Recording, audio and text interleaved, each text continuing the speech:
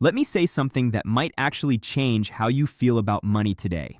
If you are in your 30s or 40s and you think you have already missed your shot at building real wealth, I want you to stop right there. Because after spending over a decade helping real people sort out their finances, I can tell you with complete confidence that the story you have been telling yourself is wrong. You have probably seen those posts online. Some 22-year-old shares a graph showing that if you just invest £300 a month from age 21, you will retire a millionaire. And you are sitting there thinking, sure, but I was barely keeping my head above water back then. Here is what I want you to know. You are not behind, not even close. In this video, I am going to show you why your 30s and 40s are actually one of the best financial positions you can be in. I am going to use real numbers to prove that someone who starts investing at 35 can end up wealthier than someone who started a full decade earlier. And I will walk you through the tax advantages that most people in their 30s and 40s are completely sleeping on. Let me tell you about a client of mine. We will call him Marcus. He walked into my office at 37 and almost immediately apologized for being there. He said he knew he had wasted his 20s, that he had made all the wrong choices, and that he was probably too far gone to fix things. So I asked him to walk me through what his finances actually looked like in his 20s, and what came out was completely normal. He had rent, student loan repayments, council tax, energy bills, and a social life that involved a string of weddings, holidays, and birthday weekends. That is not recklessness. That is just being 27. Here is something worth thinking about. A person earning the UK median salary of around £30,000 in their 20s, once you take out tax, rent, and basic living costs, might realistically have £50 to £100 left over each month.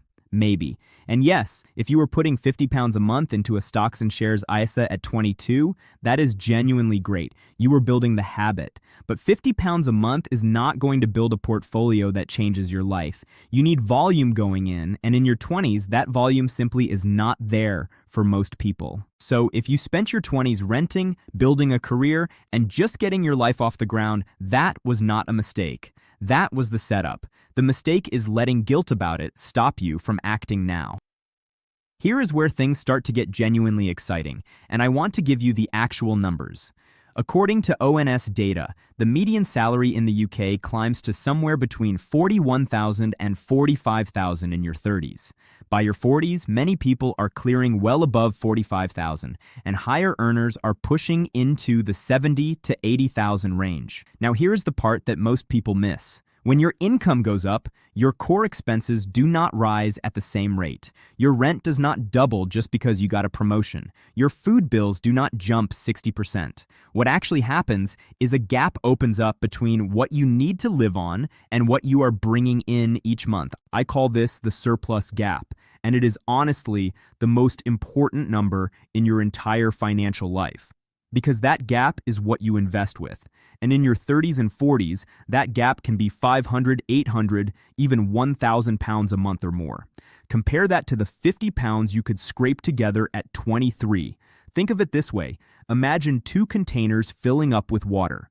One has a slow drip going in. That is your 20s. The other has a full hose running. That is your 30s and 40s. Yes, the second container started later, but it fills up so much faster that it overtakes the first one without breaking a sweat. And on top of higher income, something else shifts in your 30s that is worth just as much as the money itself. Something happens to most people somewhere between 32 and 38. Your priorities get clearer. You stop spending to impress people you do not care about. You start thinking about what financial security actually feels like rather than just what it sounds like. This is not a motivational speech. This is practical. Because the number one reason people fail to build wealth is not a lack of income. It is a lack of consistency. And consistency is almost impossible when your priorities are scattered. When your goals become real, staying the course becomes something you actually want to do rather than something you feel you should do. That mental shift is worth more in real financial terms than any head start. The discipline to keep going is what turns a decent salary into a life-changing portfolio. Now let us get into the part that I genuinely think most people are completely unaware of.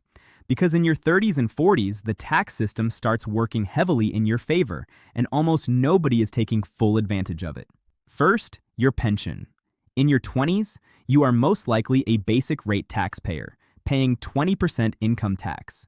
Pension contributions still get tax relief, which is useful, but nothing dramatic. The real leverage kicks in when your income crosses the higher rate tax threshold, which currently sits at £50,270 in the UK. Once you earn above that line, every pound you put into your pension through a method called salary sacrifice saves you 40% in tax rather than 20%.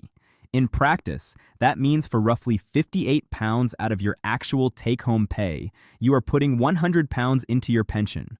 That is a 42% bonus on every single contribution, and it is completely legal. The government built this into the system.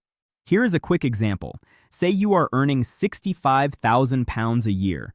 Around £6,000 of that is being taxed at 40%, going straight to HMRC. But if you redirect that chunk into your pension through salary sacrifice before it gets taxed, you keep all of it, every penny. That is thousands of pounds a year that most people are just handing over without realizing there is another option. Now, pensions are powerful, but they are locked away until age 57. So what if you want to leave work at 50? That is where your stocks and shares ISA becomes your best friend. You get a £20,000 annual allowance in an ISA. Whatever grows inside it is completely free from capital gains tax and income tax. You keep everything. For a couple in their late 30s with decent incomes, that is a combined £40,000 allowance every year. When you were 24 on $28,000 a year, that allowance was almost meaningless.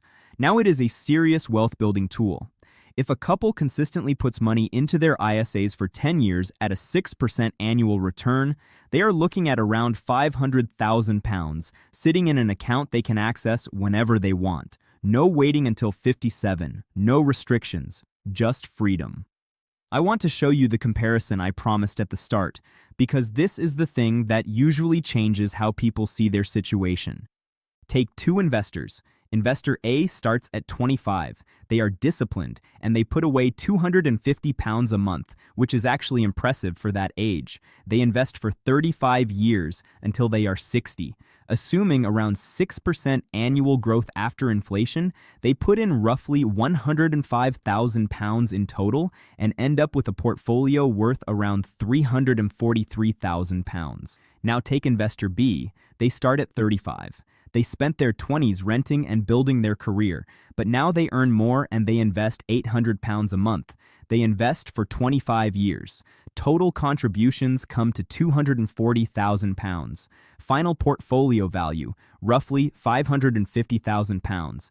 The person who started a decade later ends up more than £200,000 richer. Just let that sit for a moment. The higher monthly contributions completely wipe out the head start. Volume beats time.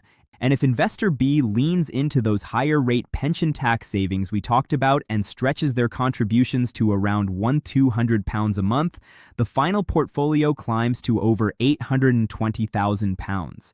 Add in property equity, and you are looking at a genuine millionaire who did not put a single pound into investments until they were 35. My client Marcus, the one who walked in at 37 apologizing for wasting a decade, he started doing exactly this. Salary sacrifice into his pension, £600 a month into his ISA. The last time I reviewed his financial plan, he was on track for over £700,000 by age 60. He is not behind, he is exactly where he needs to be. So here is what I would actually tell you to do this week, not at some vague point in the future. First, check whether your employer offers salary sacrifice and whether they will match your contributions. Most companies offer this, and most employees never look into it properly. That is free money on the table. Second, if you do not already have a stocks and shares ISA open, set one up. Then set up a direct debit for whatever you can actually afford each month. Even £200 a month is a real start. The key is to make it automatic, so you never have to rely on willpower. The best time to build wealth is not when you are 22 with no money and no life experience. It is right now, with a real income, a clearer head, and the tools to make every pound work harder than you ever could have in your 20s. If this video changed how you see your financial situation, hit the like and subscribe button. It genuinely helps other people in the same position find this content and realize they are not too late either. And if you know someone who has been putting off investing because they feel like they missed the window, share this with them. It might be exactly what they need to hear. I will see you in the next one.